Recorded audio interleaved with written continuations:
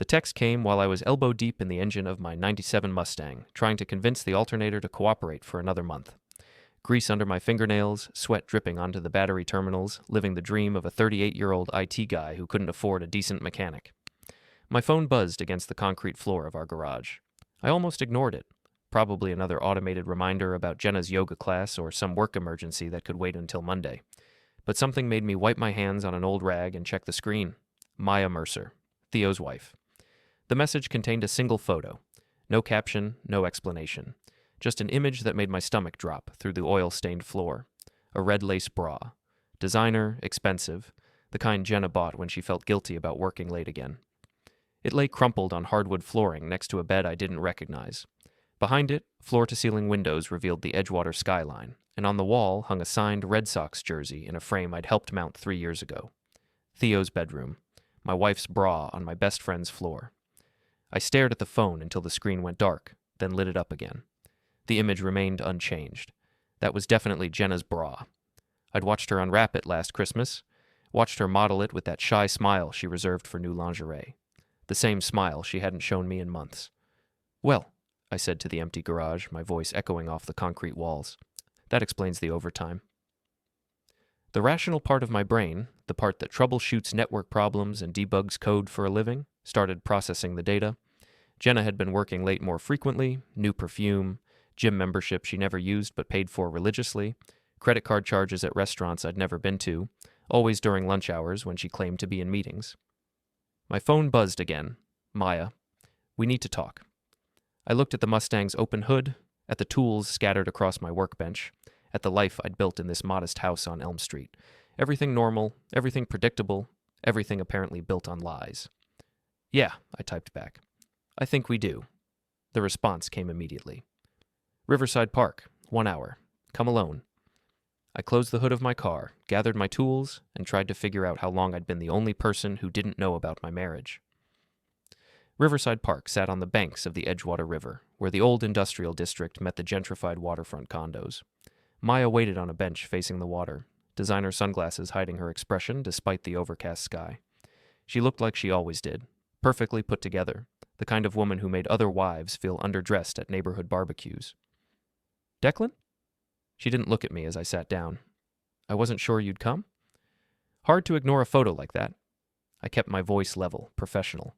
The same tone I used when explaining to clients why their servers had crashed. "How long have you known?" 3 months, maybe longer." She finally turned toward me, and I caught my reflection in her sunglasses. I looked tired, older than my 38 years. "I hired a private investigator when Theo started working late every night. Imagine my surprise when the surveillance photos included your wife." A jogger passed us, earbuds in, oblivious to the conversation that was reshaping 2 marriages. Maya waited until he disappeared around the bend. 14 times, she continued.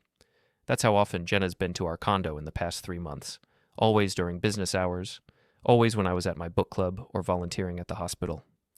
14 times, I repeated the number, letting it settle. "You counted." "I'm thorough." She reached into her purse and pulled out a manila envelope. Credit card receipts, hotel bookings under fake names, phone records showing calls between them at all hours. Everything you need to know about their little arrangement. I took the envelope, but didn't open it. Not yet. "Why are you telling me this? Why not confront Theo directly?" Maya's laugh held no humor. "Because Theo thinks he's smarter than everyone else. He thinks he's been careful, thinks he's covered his tracks. He has no idea his wife hired a professional to document his affair." She stood up, smoothing her skirt. "And because, Declan, some betrayals require more than a simple confrontation." "What do you mean?" "I mean they humiliated us, made fools of us while they played house in my condo, on my furniture, probably laughing about how clueless we were." Her voice remained calm, controlled, but I heard the steel underneath. They deserve to feel what we felt. They deserve to lose what we lost. She walked away without another word, leaving me alone with the envelope and a view of the river that suddenly looked darker than before. That evening, I sat in my home office while Jenna worked late again. Our daughter Olivia was upstairs, probably live streaming to her friends about whatever 16-year-old drama had consumed her day. The house felt normal, domestic, like nothing had changed, but everything had changed. I opened Maya's envelope and spread the contents across my desk. Credit card statements showed charges at expensive restaurants, always for 2 people, always during Jenna's supposed lunch meetings. Hotel receipts from the Riverside Inn, booked under the name J. Miller, but paid for with Theo's American Express. Phone records highlighting dozens of calls between their numbers, some lasting hours, often late at night when Jenna claimed to be reviewing case files. The evidence was overwhelming, methodical, devastating. I heard Jenna's car in the driveway and quickly gathered the papers back into the envelope. She entered through the kitchen, heels clicking on the hardwood, briefcase in one hand and her phone in the other. "Hey, honey." She appeared in my office doorway, still in her lawyer uniform. Tailored suit, perfect makeup, hair that somehow stayed flawless through 12-hour days. "How was your weekend?" "Productive." I gestured at my computer screen, which displayed a meaningless spreadsheet. "Fixed the car, caught up on some work. You know, the usual excitement." She smiled. The same smile she'd been giving me for 15 years. "I'm exhausted. This case is consuming my life. I might have to work late again tomorrow." "Another client dinner?" "Depositions. We're preparing for a major hearing next week." She leaned against the doorframe, and I noticed new earrings I'd never seen before. Small diamonds, expensive. "I'll probably be home late all week." "Of course you will." If she heard the edge in my voice, she didn't acknowledge it. "I'm going to grab a shower and head to bed. Don't stay up too late with your computer games." Computer games. As if my job maintaining the network infrastructure for half the businesses in Edgewater was some kind of hobby. As if the paycheck that covered our mortgage and her car payment was just play money. "Good night, Jenna." She disappeared upstairs, and I heard the shower running. I opened the envelope again and studied the hotel receipts. The Riverside Inn, room 237, booked for 3 hours last Tuesday afternoon. The same Tuesday, Jenna had called to say she'd be late because of an emergency client meeting. My phone buzzed. Maya. "Did you review the materials?" "Yes." "And?" I stared at the evidence scattered across my desk, at the proof of my wife's betrayal documented in black and white. Upstairs, Jenna was probably washing off the scent of another man, preparing to sleep next to me like nothing had happened. "What did you have in mind?" I typed. "Patience, planning, and a birthday party that Edgewater will never forget." Monday morning brought the usual routine. Jenna left early for court, Olivia caught her ride to school, and I drove my repaired Mustang to the office building where I kept the digital world spinning for people who thought technology was magic. Carter, my boss, greeted me with his typical enthusiasm. "Ross, the Henderson account is having email issues again. Something about their server rejecting messages from clients. Probably their spam filter catching legitimate emails. I'll check their settings." "Great. Also, the law firm on the 3rd floor wants to upgrade their network security. Apparently they're worried about confidentiality breaches." The law firm. Jenna's firm. I'd installed their original network 3 years ago, back when she was just a junior associate trying to make partner. Back when I thought her late nights were about building her career, not destroying our marriage. "I'll handle it personally," I said. Carter looked surprised. "You sure? It's pretty routine stuff. I could send Jenkins." "No, I've got history with their setup. Better to maintain continuity." What I didn't mention was that maintaining their network gave me administrative access to their systems. Not that I would abuse that access, of course. That would be unethical. The law offices of Brennan, Walsh, and Associates occupied the entire 3rd floor, all glass walls and modern furniture designed to intimidate clients into paying higher fees. The receptionist, a young woman named Patricia, recognized me immediately. "Declan, here to save us from another computer crisis?" "Something like that. I need to check your server room and run some diagnostics on the network." "Of course. You know where everything is." I did indeed. The server room sat in the back corner, behind a door marked Authorized Personnel Only. My keycard still worked. Apparently nobody had thought to revoke my access when the installation was complete. The servers hummed quietly, processing the digital lives of Edgewater's legal community. I plugged in my laptop and began running legitimate diagnostics, while my mind worked on less legitimate possibilities. Network logs showed user activity for the past 3 months. Jenna's computer had been active during normal business hours, but also frequently after 6 p.m., when most attorneys went home to their families. Late-night access on the same days her phone records showed calls to Theo. I could have stopped there, could have finished the security upgrade and left with my professional integrity intact. Instead, I accessed the backup system. Email archives stretched back 2 years, automatically saved to comply with legal discovery requirements. I searched for correspondence between Jenna and Theo, telling myself I was just confirming what I already knew. What I found was worse than I'd imagined. The email started innocently enough, professional exchanges about a consulting contract between Theo's startup and the law firm. But by January, the tone had shifted. Casual references to lunch meetings, inside jokes about their mutual friends, complaints about their respective spouses. By February, they weren't even pretending to discuss business. Can't wait to see you tomorrow. T misses you already. Last night was incredible. I haven't felt this alive in years. D is working late again. His job is so boring I could scream. I sat in the server room, surrounded by the digital heartbeat of the legal profession, reading my wife's love letters to my best friend. They discussed my work schedule like intelligence reports, planning their meetings around my predictable routine. They analyzed my personality, my habits, my apparent inability to satisfy my wife. D never notices anything unless it involves computers or that ridiculous car. He's so wrapped up in his own little world. Sometimes I wonder if he'd notice if I disappeared entirely. Maybe we should find out. My hands shook as I copied the emails to an encrypted drive. This wasn't just evidence anymore. This was ammunition. That afternoon, I drove to Theo's office in the renovated warehouse district where Edgewater's tech startups clustered like digital tumbleweeds. Mercer Solutions occupied the top floor of a building that had once manufactured textiles, back when the city had an actual economy. Theo's assistant, a 20-something kid with a man bun and the kind of confidence that comes from never having worked a real job, looked up from his MacBook. "Declan, Theo's in a meeting, but I can... No problem. I'll wait." The office buzzed with the artificial energy of a company burning through venture capital while searching for a sustainable business model. Young programmers clustered around standing desks, drinking craft coffee and discussing user engagement metrics like they were planning the invasion of Normandy. Theo emerged from the conference room 20 minutes later, all smiles and expensive casual wear.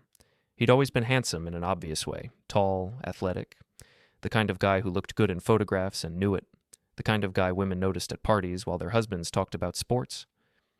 "Dec, what brings you to the startup salt mines?" "Just in the neighborhood. Thought I'd see how the other half lives." He gestured around the open office space with obvious pride. Not bad for a couple of guys who couldn't get real jobs, right? We'd been friends since college, roommates senior year, best men at each other's weddings. He'd been the first person I called when Olivia was born, the first person I'd trusted with my dreams of starting my own business someday. Now I looked at him and saw a stranger wearing my friend's face. "Business is good?" I asked. "Booming. We just landed a major contract with the city. Database management for the Municipal Services Department." He lowered his voice conspiratorially. "Your wife's firm handled the legal work. Jenna's brilliant. She found loopholes in the bidding process that saved us 6 figures. She's good at finding loopholes. The best. Maya and I are lucky to have friends like you two." Maya, his wife, who'd spent 3 months documenting his betrayal while he praised my wife's professional skills. The irony was so thick I could taste it. "Speaking of Maya, how is she?" "Great. Busy with her charity work, you know how she is. Always organizing something." He checked his watch, a Rolex I'd never seen before. "Actually, I should get back to work. We're launching a new product next month, and the whole team is crunching." "Sure. Hey, when's your birthday again?" Maya mentioned something about a party. "Next Saturday. Nothing fancy, just a backyard barbecue with friends. You and Jenna are invited, obviously." "Wouldn't miss it." We shook hands, and I felt the smooth skin of someone who'd never changed his own oil or fixed his own plumbing. Someone who paid other people to handle life's messy details while he focused on more important things, like my wife. That evening, I sat in my garage with a beer and Maya's envelope, planning my next move. The evidence was overwhelming, but evidence alone wouldn't satisfy the rage building in my chest like pressure in a boiler. They'd made me a fool, made me the clueless husband who worked late while his wife played house with his best friend, made me the punchline to jokes I'd never heard, the obstacle to be worked around while they pursued their grand romance.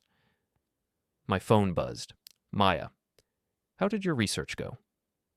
"Productive. Found some interesting files on the law firm's server." "Excellent. Are you ready for phase 2? "What's phase 2? "Social reconnaissance. We need to understand their routine, their vulnerabilities, their pressure points." "You sound like you're planning a military operation." "I am. And Declan?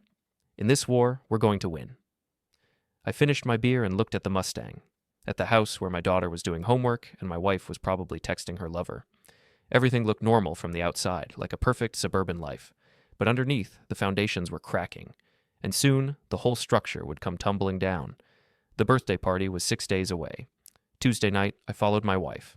Not in some obvious amateur detective way. I'm not an idiot. I waited until she left for her supposed client dinner, then drove to the parking garage beneath Theo's building. Her silver BMW was already there, tucked between a Tesla and a Range Rover in the section reserved for residents. I parked across the street and settled in to wait. The surveillance felt surreal, like watching a movie about someone else's life. Cars passed on the street below, people walked their dogs. The city went about its evening routine while I sat in my Mustang documenting my marriage's collapse. At 9:47 p.m., Jenna emerged from the building's lobby. Her hair was messed up, her lipstick gone, her professional blouse wrinkled in ways that told a story I didn't want to read. She walked to her car with the satisfied stride of a woman who'd gotten exactly what she came for. I followed her home, staying 3 cars back, watching her practice normalcy at red lights, checking her makeup in the rearview mirror, straightening her clothes, preparing to lie to my face. She arrived home 15 minutes before I did, having stopped somewhere to buy the takeout containers that would support her story about working late. When I walked into the kitchen, she was transferring Chinese food onto plates like she'd just returned from the office. "How was your evening?" she asked, not looking up from the Mu Shu pork. "Quiet. Fixed some network issues. Watched some TV. You?" "Exhausting. Client dinner ran late, but I think we made progress on the Henderson case." She handed me a plate, her fingers brushing mine in a gesture that once would have seemed affectionate. "How was Olivia?" Homework and Instagram, the usual teenage priorities. We ate in comfortable silence, just like thousands of other evenings over 15 years of marriage. She asked about my day, I asked about hers, we discussed Olivia's upcoming school events and weekend plans. Normal conversation between normal people living a normal life. Except I could smell Theo's cologne on her skin. Wednesday, I expanded my surveillance operation. Maya had provided Theo's schedule. Apparently, successful startup CEOs maintain predictable routines. Gym at 6 a.m., office by 8, lunch meetings at trendy restaurants, home by 7 unless he was working late with my wife. I used my lunch break to visit his gym, a upscale fitness center in the waterfront district where membership cost more than my monthly car payment. Through the floor-to-ceiling windows, I watched him work out with a personal trainer, his movements precise and controlled like everything else in his carefully managed life. He looked good, fit, confident, successful. The kind of man who attracted attention from women like my wife, women who'd grown tired of husbands who smelled like motor oil and worried about alternator replacements. After his workout, he met Jenna at Riverside Bistro, the same restaurant where Maya and I had celebrated our 10th wedding anniversary. They sat at a corner table, leaning close, her hand covering his, while they shared some private joke. I watched from my car across the street, taking photos with my phone like some pathetic private investigator. But I wasn't pathetic. I was methodical. Every photo, every documented meeting, every piece of evidence would serve a purpose when the time came. They looked happy together, genuinely happy in a way that made my stomach clench with something worse than anger. They looked like people in love, like couples in romantic movies who'd found their soulmates despite the complications. That hurt more than the betrayal itself. Thursday evening, Maya called while I was reviewing network logs in my home office. "We need to meet," she said without preamble. "I have an update on our situation." "What kind of update?" "The kind that requires a face-to-face conversation, Riverside Park, same bench, 1 hour." She hung up before I could respond, leaving me to wonder what new revelation awaited. I told Jenna I was going for a drive. She barely looked up from her laptop, probably texting Theo about their next rendezvous.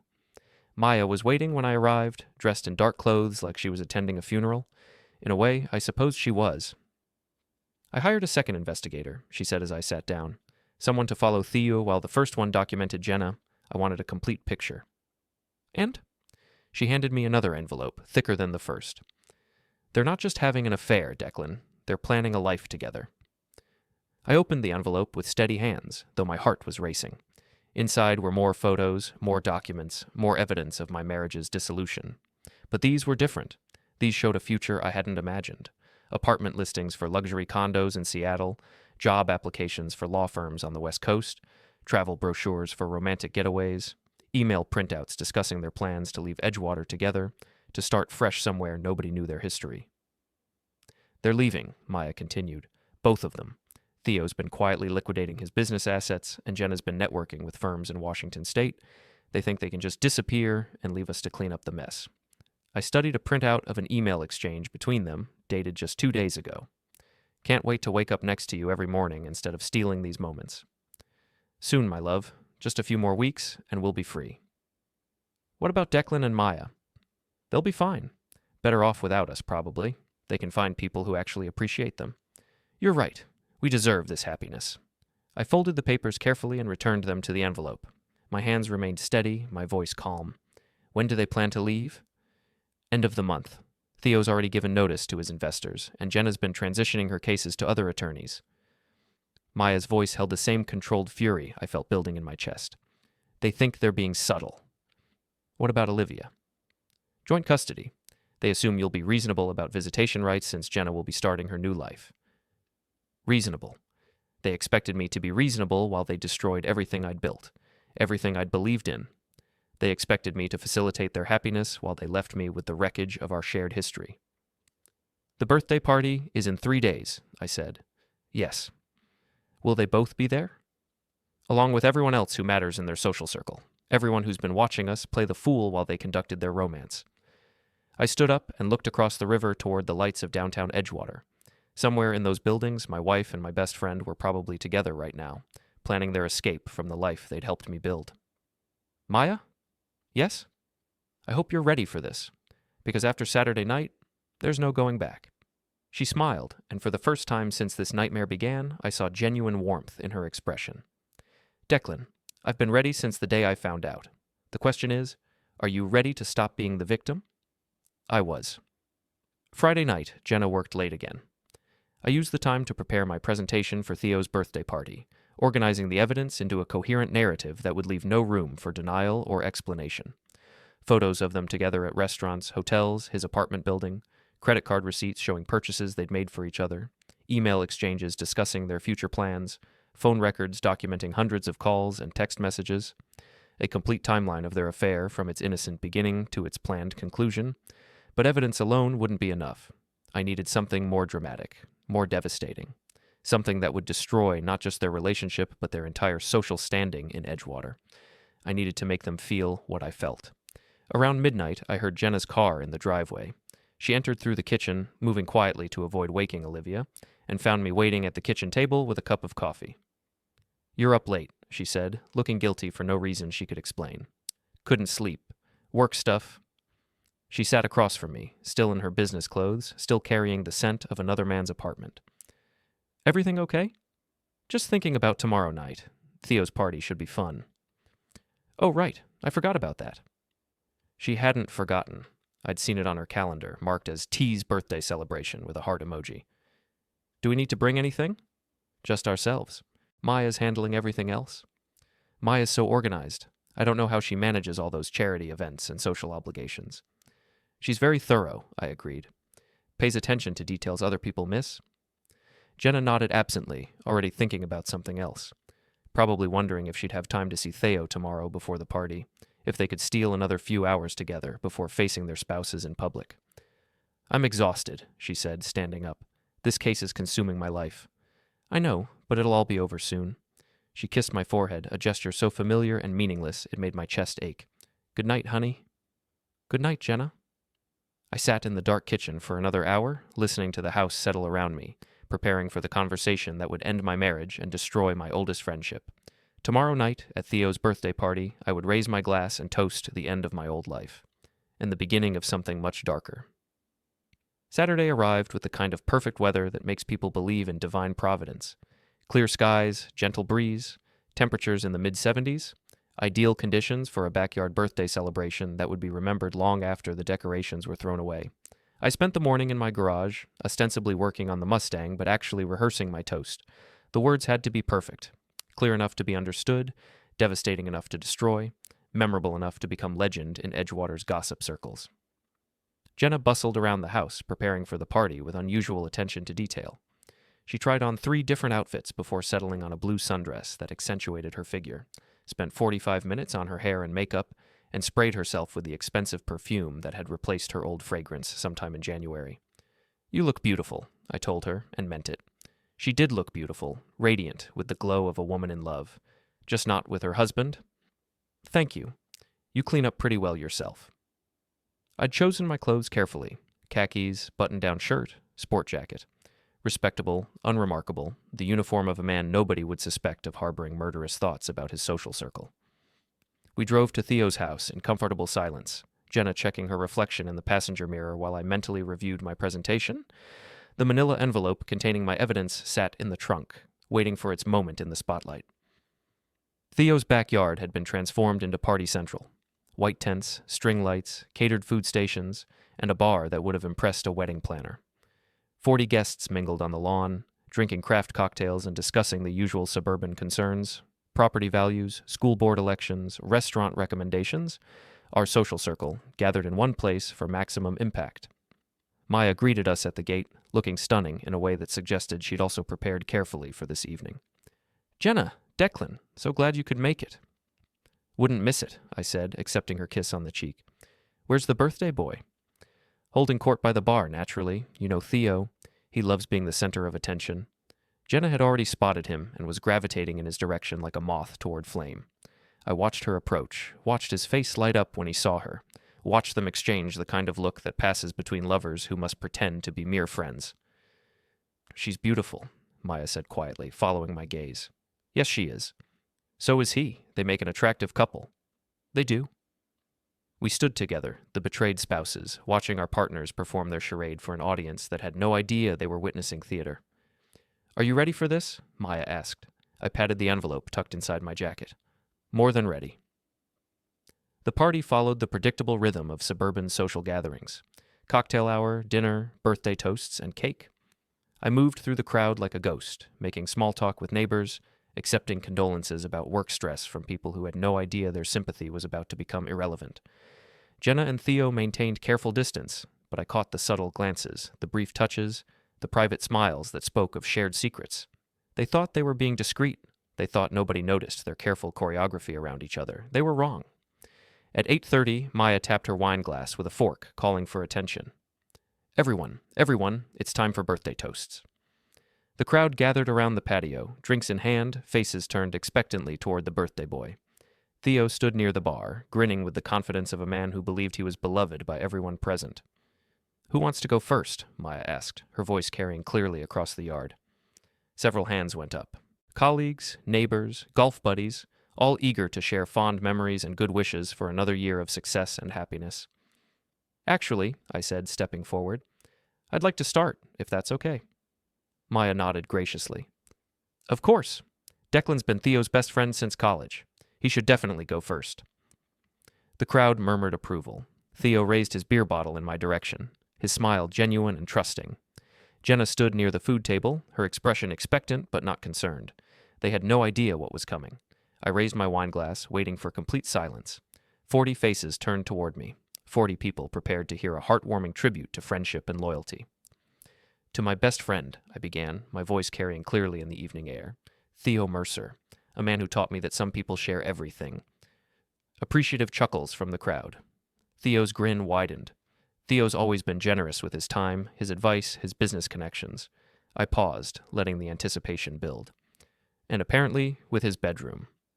The chuckles died. A few confused glances passed between guests. Because Theo taught me that some people share everything, including wives. The silence that followed was absolute. 40 people frozen in place. Wine glasses halfway to lips, conversations abandoned mid-sentence. The only sound was the gentle hum of the party lights and the distant traffic on Riverside Drive. Theo's face went white. Jenna dropped her plate. "Declan?" Theo started. "Oh, I'm not finished." I reached into my jacket and pulled out the manila envelope. "See, I brought visual aids." I opened the envelope and began distributing photographs to the nearest guests, who passed them around like evidence in a courtroom. Hotel receipts, restaurant bills, credit card statements, email printouts, the complete documentation of a 3-month affair presented to their entire... "You cheated on me! You betrayed me! You destroyed our family!" Yes, I cheated! And you're the one to blame! You were never there for me! We're divorcing! "You get nothing! The house is mine! The money is mine! You'll live on the street!" What?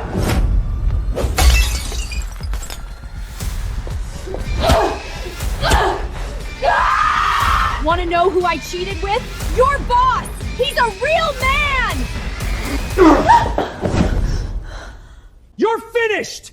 I'll I'll make sure you get nothing! You hear me? Nothing! I don't need your money. I'm leaving you for him. He's twice the man you are. And you know what else?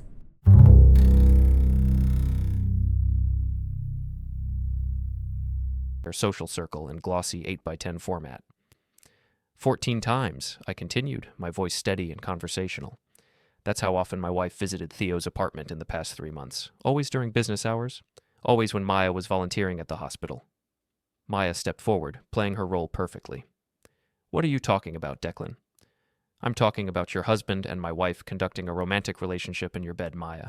I'm talking about them planning to leave town together at the end of the month. I'm talking about being made a fool of by the two people I trusted most. The photographs had made their way through the entire crowd now. Guests stared at the evidence with the fascination of witnesses to a car accident, horrified but unable to look away. Jenna finally found her voice. Declan, please, not here, not like this. Where then, Jenna? In private, where you can lie to my face like you've been doing for 3 months, where you can tell me you're working late while you're actually trying on lingerie for my best friend? Theo stepped forward, his face flushed with anger and embarrassment. That's enough, Deck. You're drunk. I'm stone sober, which is more than I can say for my judgment in trusting you. I turned back to the crowd, most of whom were still studying the photographs with morbid curiosity. Ladies and gentlemen, I give you the happy couple, Theo Mercer and Jenna Ross, Edgewater's newest romance. They're planning to relocate to Seattle, where they can start fresh without the inconvenience of their current spouses. Stop it, Jenna whispered, tears streaming down her face. Please stop. Why? Embarrassed? Didn't want your parents to find out this way? I gestured toward her mother and father, who stood near the dessert table, looking like they'd been struck by lightning. Don't worry, I'm sure they'll understand. True love conquers all, right? The crowd began to fragment. Some guests moved toward the exits, unwilling to witness the complete destruction of 2 marriages. Others pressed closer, drawn by the spectacle of suburban drama playing out in real time. Theo grabbed my arm. You've made your point, Deck. Now let's go inside and talk about this like adults. I shook him off. Talk about what? Your plans to steal my wife? Your romantic emails about how boring I am? Your discussions of my work schedule so you could plan your afternoon liaisons? It wasn't supposed to happen like this, Jenna said, her voice barely audible. How was it supposed to happen? Were you going to leave me a note? Send a text? Or just disappear one day and let me figure it out when the divorce papers arrived? Maya moved to my side, placing a supportive hand on my shoulder. I think that's enough, Declan. You've said what needed to be said. I looked around the patio one final time. 40 faces staring back at me, some sympathetic, some shocked, some already composing the gossip they'd share at tomorrow's church services. Theo stood frozen by the bar, his birthday celebration transformed into a public humiliation. Jenna sobbed near the food table, surrounded by photographs of her betrayal. Happy birthday, Theo, I said, raising my wine glass one final time. I hope it was everything you deserved. I walked toward the gate, leaving behind the wreckage of my marriage and my oldest friendship. Behind me, the party dissolved into chaos. Angry voices, slamming doors, car engines starting as guests fled the scene. Maya caught up with me at my car. That was perfect, she said. Absolutely perfect. Phase 1 complete? Phase 1 complete. Now the real fun begins. I drove home through the quiet streets of Edgewater, past the houses where normal families were settling in for normal Saturday nights. In my rearview mirror, I could see cars leaving Theo's neighborhood, carrying the news of the evening's entertainment to every corner of our small city. By tomorrow morning, everyone would know. By Monday, it would be the only story worth telling, and Theo and Jenna would discover that public humiliation was just the beginning of their problems. Sunday morning brought a deluge of phone calls, text messages, and emails that transformed my quiet house into the epicenter of Edgewater's gossip network. My phone buzzed constantly with messages from friends, neighbors, and acquaintances who'd heard about the previous night's drama and wanted confirmation, details, or simply to express their shock. I let most calls go to voicemail, but I did answer when my brother called from Portland. Jesus, Deck, Mom just called me. She heard from Mrs. Patterson that you publicly destroyed Jenna and Theo at some party last night. Please tell me this is small-town telephone game and not actual reality. It's actual reality, Mike. A long pause. Are you okay? I'm better than I've been in months. That's what worries me. Mom says you humiliated them in front of half the town. They humiliated themselves. I just provided the documentation. Another pause. Though, what happens now? Now they deal with the consequences of their choices. After hanging up, I made coffee and sat in my kitchen, reviewing the messages that had accumulated overnight.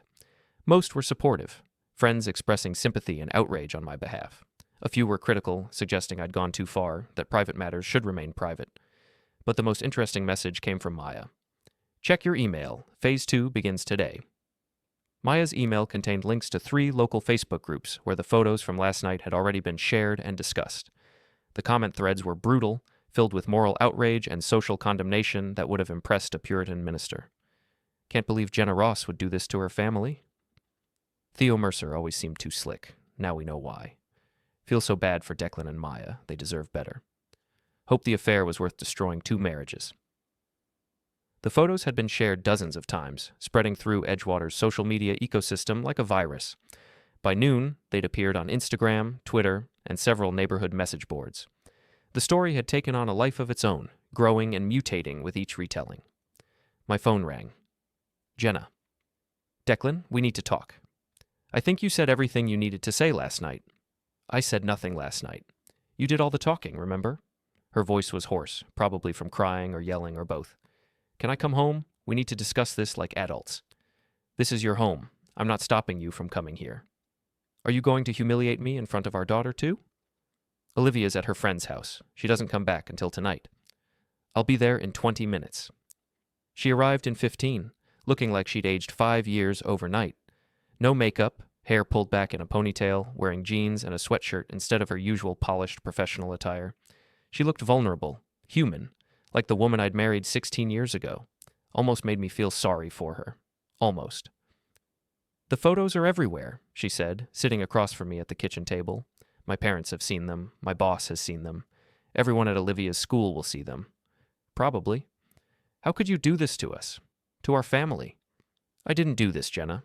You did this when you decided to have an affair with my best friend. It wasn't supposed to happen. It just developed. Over 3 months, with hotel reservations and apartment hunting and plans to leave town together, that's not something that just developed. That's something you chose. She stared at her hands, tears falling onto the kitchen table. I know you're hurt. I'm not hurt, Jenna. I'm done. What does that mean? It means I'm filing for divorce. It means I want you out of this house. It means our marriage is over. What about Olivia? What about her? You should have thought about Olivia before you started your affair. She needs stability. She needs both her parents. She needs parents who respect themselves and each other. Since you clearly don't respect me, and I no longer respect you, that's not going to happen. Jenna looked around the kitchen, at the life we'd built together in this modest house on Elm Street. 16 years, Declan. Doesn't that mean anything to you? It meant everything to me. Past tense. She left an hour later, after we'd discussed the practical details of our separation, who would stay in the house, how we'd tell Olivia when she'd collect her belongings. The conversation was civil, businesslike, like 2 attorneys negotiating a contract. Which, I supposed, was exactly what it was. Monday morning brought new developments. I arrived at work to find Carter waiting in my office with a concerned expression and a cup of coffee. Rough weekend? He asked. You could say that. Want to talk about it? Not particularly. He nodded, understanding that some subjects were better left unexplored. Well, if you need time off, or if there's anything I can do. Thanks, I appreciate it. There is one thing, though. The law firm on the 3rd floor called. They want to discuss their network security again. Jenna's firm. Of course they did. They specifically requested someone other than you handle the account. Apparently there are some conflicts of interest. I understand. I'm sorry, Deck. I know you've worked with them for years. It's fine. Probably better this way. What I didn't mention was that I'd already copied everything I needed from their servers. The security upgrade I'd performed last week had given me administrative access to their email system, their client files, their financial records. Not that I planned to use that access inappropriately, of course. That would be unethical. Tuesday brought news of Theo's troubles. Maya called while I was eating lunch at my desk, her voice bright with satisfaction. Theo's investors called an emergency meeting this morning, she reported. Apparently they're concerned about the negative publicity affecting the company's reputation. What kind of concerns? The kind that involve reviewing his employment contract and discussing leadership changes. Seems that publicly humiliating your business partner's husband isn't considered good corporate governance. Imagine that. Also, the city council is reconsidering the municipal services contract, something about maintaining professional standards in vendor relationships. The contract Jenna's firm had helped him secure through creative interpretation of bidding requirements. The contract that represented 60% of his company's projected revenue for the year. That's unfortunate, I said. Very unfortunate. Almost like someone provided the council with detailed information about potential conflicts of interest in the original bidding process. Someone with access to legal files and email communications. Hypothetically speaking, of course. Of course. Hypothetically. Wednesday evening. Olivia came home from her friend's house and found me sitting in the living room, waiting to have the conversation I'd been dreading for 3 days. Dad? Mom's not here. I know, sweetheart. She's staying somewhere else for a while. Olivia sat on the couch, her 16-year-old face already showing the wariness of someone who'd learned not to trust adult explanations. This is about Saturday night, isn't it? Jessica's mom told her something happened at a party. What did Jessica's mom say? That you and Mom are getting divorced because she was cheating with Uncle Theo. Uncle Theo. That's what she'd called him since childhood, back when he was genuinely part of our family instead of just pretending to be. It's true, I said. Your mother and Theo have been having an affair for several months. They were planning to move away together. Olivia stared at me for a long moment, processing information that would reshape her understanding of her family, her parents, her entire world. Are you sure? She finally asked. I showed her some of the evidence, edited versions of the emails and photos, nothing too explicit for a 16-year-old to see. She studied them with the same methodical attention she brought to her homework, her face growing paler with each revelation. Mom really did this? Yes. And you found out and told everyone at the party? Yes. She handed the papers back to me and sat quietly for several minutes, staring at the wall where our family photos hung, images of happier times when we'd believed in the life we were building together. I'm sorry, Dad. You have nothing to be sorry for, sweetheart. This isn't your fault. I know. I meant I'm sorry this happened to you. That night, Olivia called her mother and told her she wanted to live with me full time.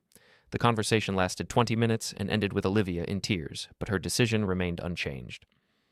She says you turned me against her, Olivia reported afterward. She says you're poisoning my mind with lies. What do you think? I think she's the one who's been lying. By Thursday, the social isolation was complete. Jenna had been effectively excommunicated from Edgewater's social circles, her name mentioned only in whispers and disapproving headshakes. Theo's business was collapsing, his investors fleeing, his contracts canceled. Maya and I met at Riverside Park to review the week's developments. Phase 2 is exceeding expectations, she reported. Theo's moving out of our house this weekend. His lawyer says I'm entitled to half of everything, including his business assets. What business assets? Exactly. By the time the divorce is final, there won't be much left to divide. And Jenna? Unemployed as of yesterday. Her firm decided her presence was incompatible with their professional image. I wasn't surprised. Law firms depend on reputation and client confidence. Having an attorney whose personal life had become public entertainment was bad for business. Where is she staying? Hotel, I think. Theo's apartment is too public now, and her parents won't take her calls. We sat in comfortable silence, watching the river flow past the city where we'd built our lives, raised our children, trusted our spouses. The water looked cleaner somehow, like a storm had washed away years of accumulated debris. Do you feel guilty? Maya asked. No, do you? Not even a little bit? Good. They made their choices. Now they're living with the consequences. What happens next? I smiled, thinking about the final phase of our plan. Now we make sure those consequences are permanent. I like the sound of that. I thought you might. Friday night, I sat in my garage with a beer and my laptop, putting the finishing touches on the digital memorial to my marriage.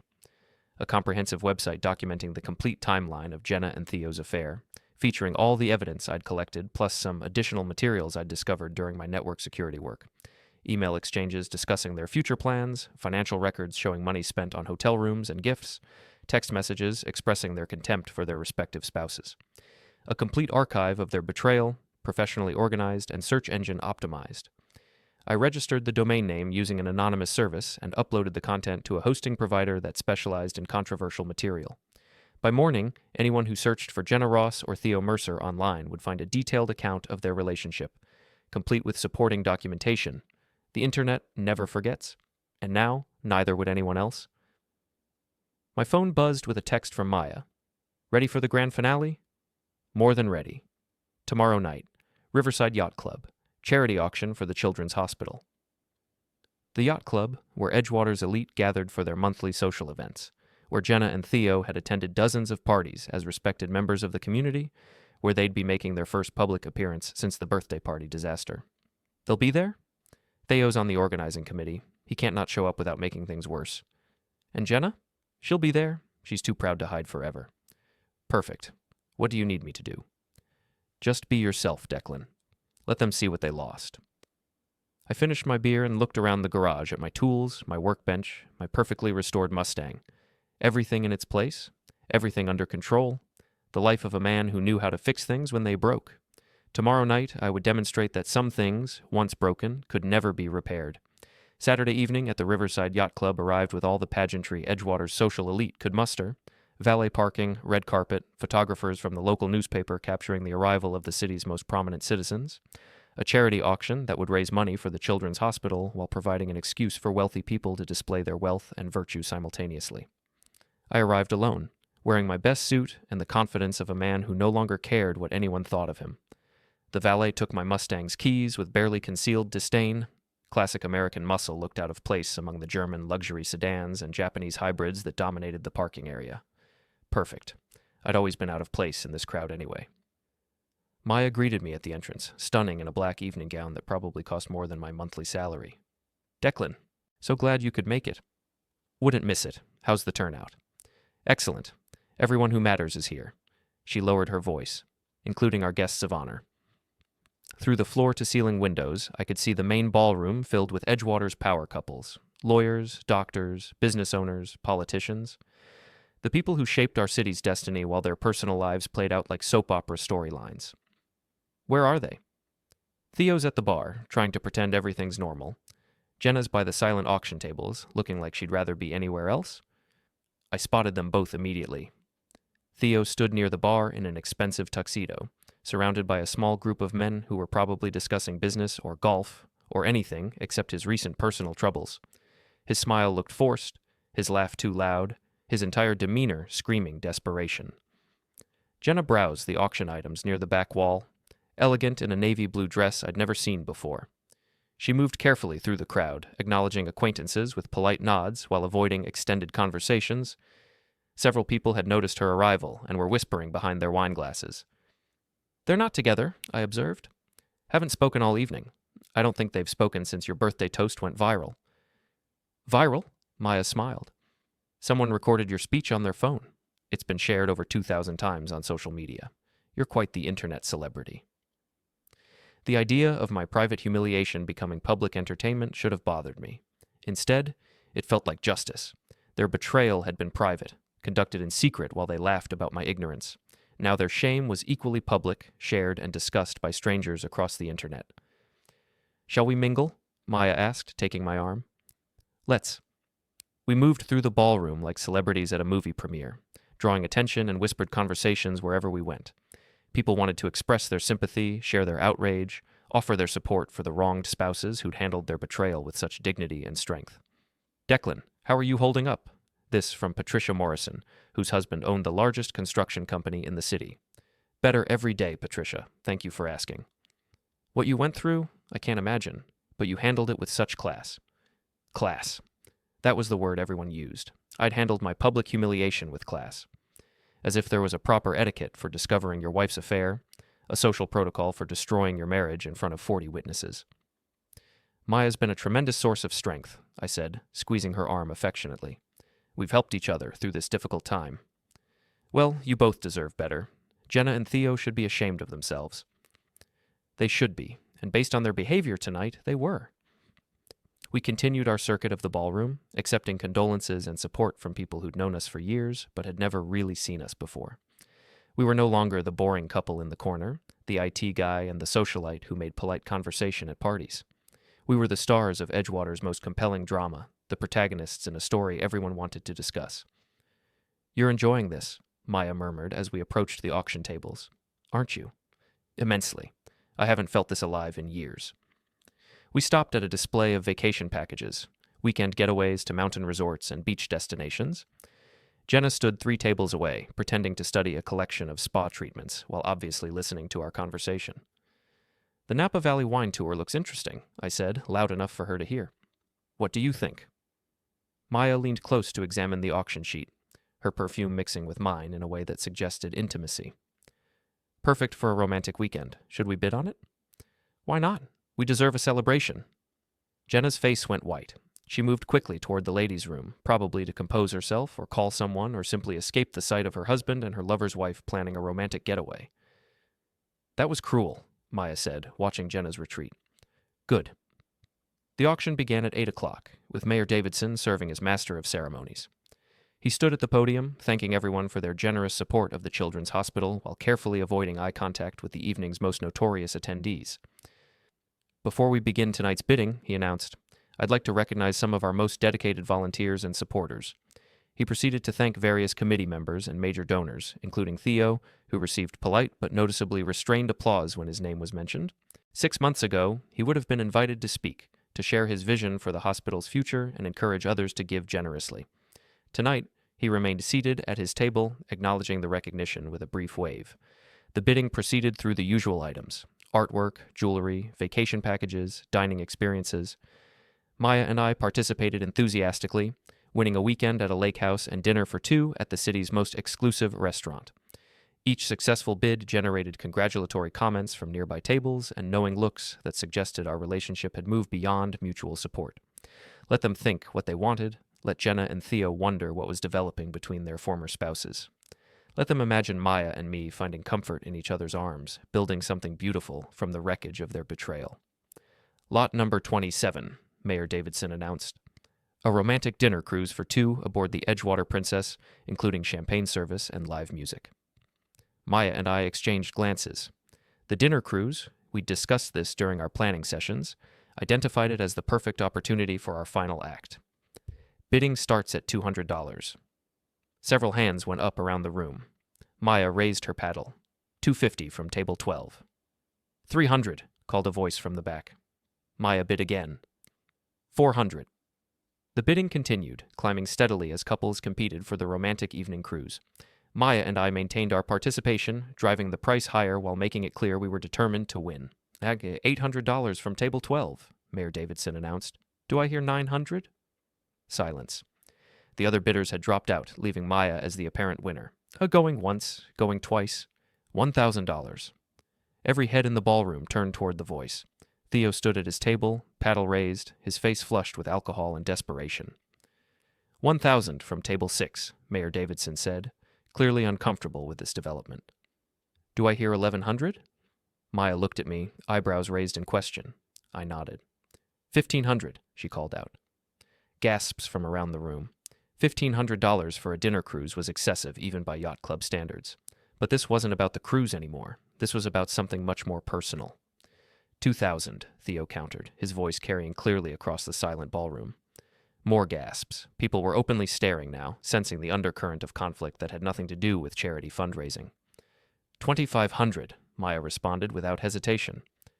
Theo's face went red. He'd been drinking heavily, probably building courage for this public confrontation, and his judgment was clearly impaired. $3,000, he announced, his voice slurring slightly. The ballroom fell completely silent. $3,000 for a dinner cruise was insane, even for someone trying to make a point. But Theo wasn't thinking rationally. He was thinking emotionally, desperately trying to reclaim some dignity in front of the social circle that had witnessed his humiliation. Maya looked at me again. I shook my head slightly. The bid stands at $3,000 from table 6, Mayor Davidson said nervously. Going once, going twice, sold. Scattered applause, more confused than congratulatory.